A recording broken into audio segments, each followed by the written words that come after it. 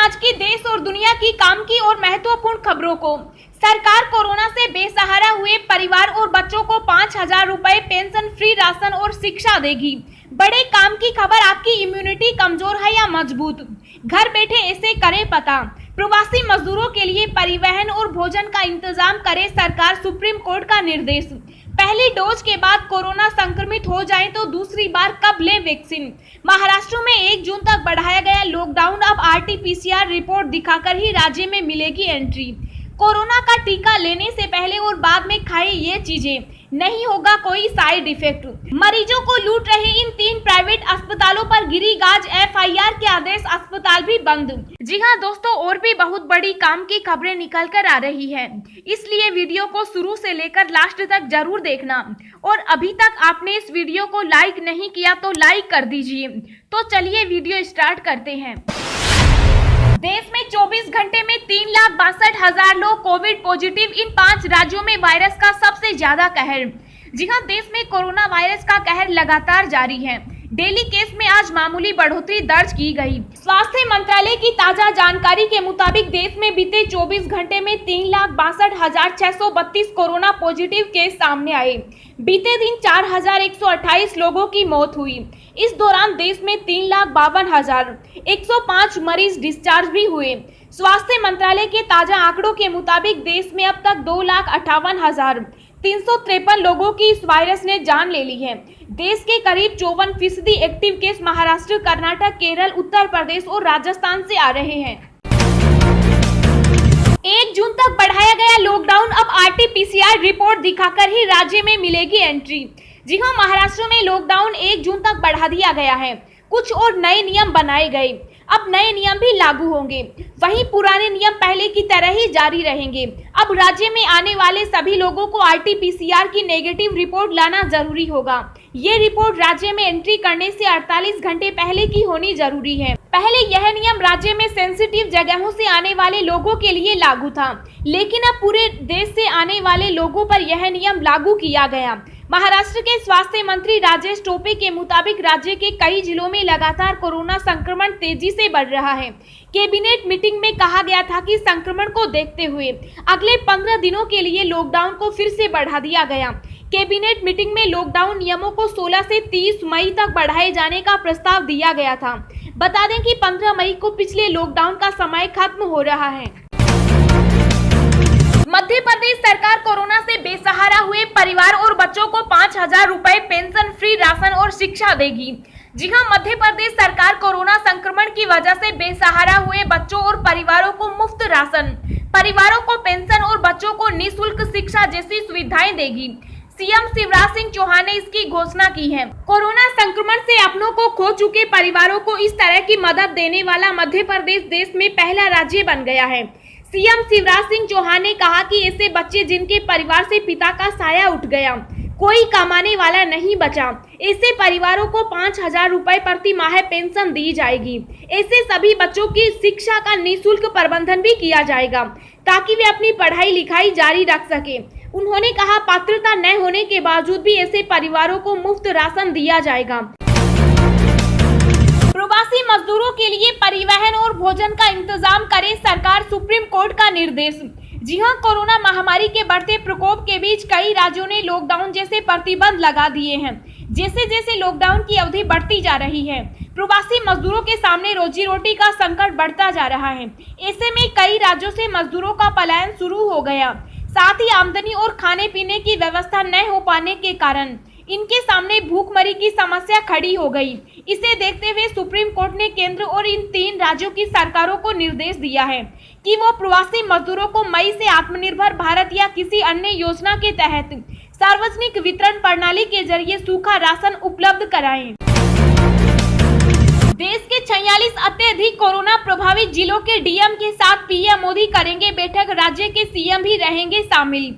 जी हां, देश में कोरोना महामारी के बीच प्रधानमंत्री नरेंद्र मोदी लगातार बैठकें कर रहे हैं। वहीं अब पीएम मोदी देश के सबसे ज्यादा कोरोना प्रभावित जिलों के डीएम के साथ बैठक करेंगे। पीएम मोदी 18 मई को देश के अत्यधिक 46 कोरोना प्रभावित जिलों के डीएम के साथ महामारी के निदान पर चर्चा करेंगे। इस दौरान उनके साथ डीएम के साथ साथ राज्य के मुख्यमंत्री भी शामिल रहेंगे। इसके बाद पीएम मोदी 20 मई को 54 अत्यधिक कोरोना प्रभावित जिलों के डीएम के साथ बैठक करेंगे। बता दें कि कोरोना के खिलाफ लड़ाई को अंजाम देने में जुटे केंद्र सरकार के एक शीर्ष अधिकारी के अनुसार पीएम मोदी ने 11 सशक्त समूह बनाए हैं, जो अलग अलग विषयों पर राज्यों के साथ विचार विमर्श कर तत्काल फैसला ले रहे हैं।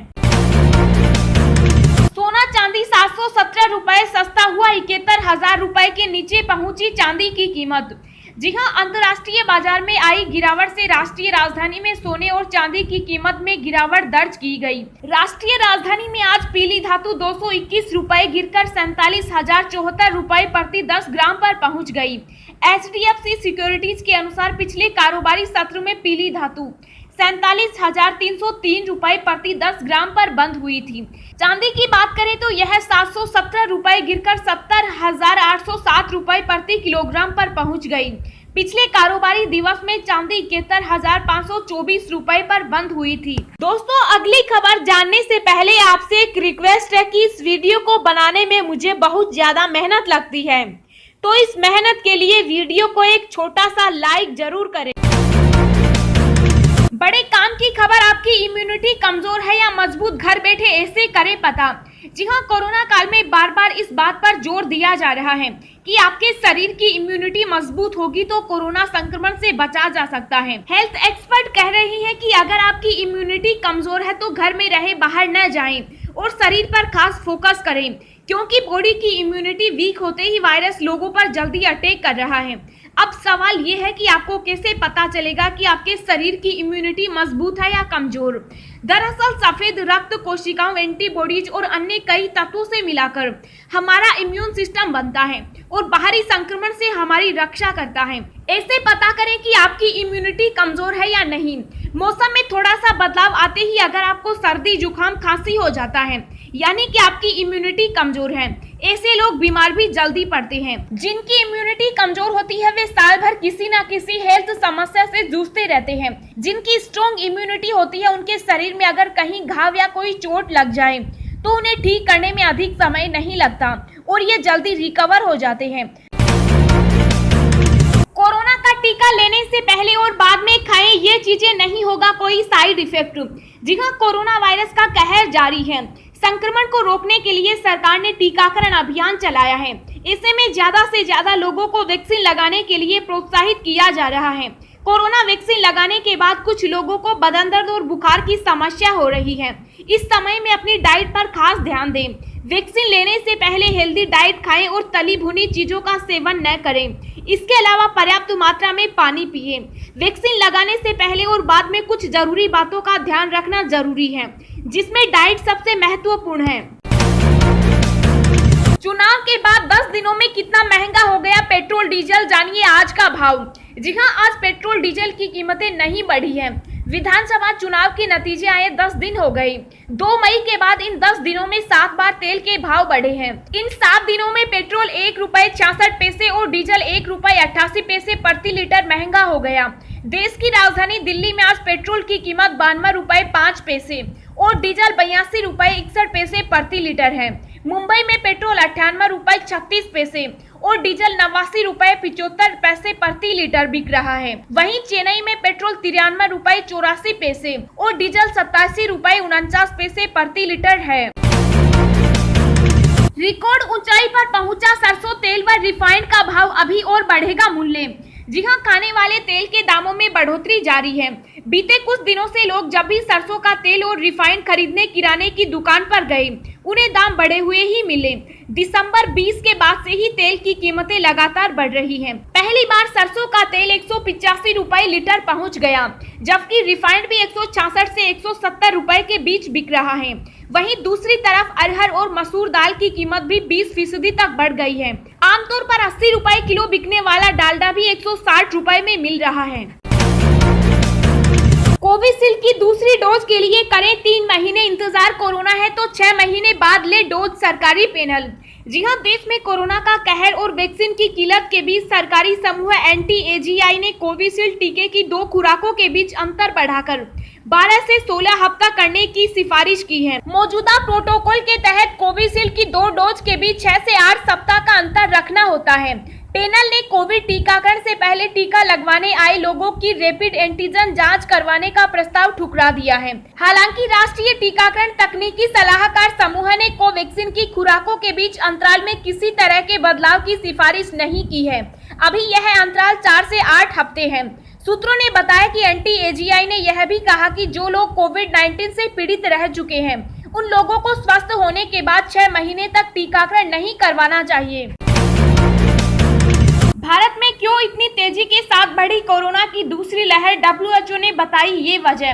जी हां, डब्ल्यूएचओ ने कहा कि भारत के हालात को लेकर हाल ही में किए गए जोखिम मूल्यांकन में पाया गया है कि देश में कोविड-19 के मामलों में बढ़ोतरी के लिए कई संभावित कारक जिम्मेदार रहे, जिसमें SARS-CoV-2 के विभिन्न स्वरूपों के प्रसार ने भी अहम भूमिका निभाई।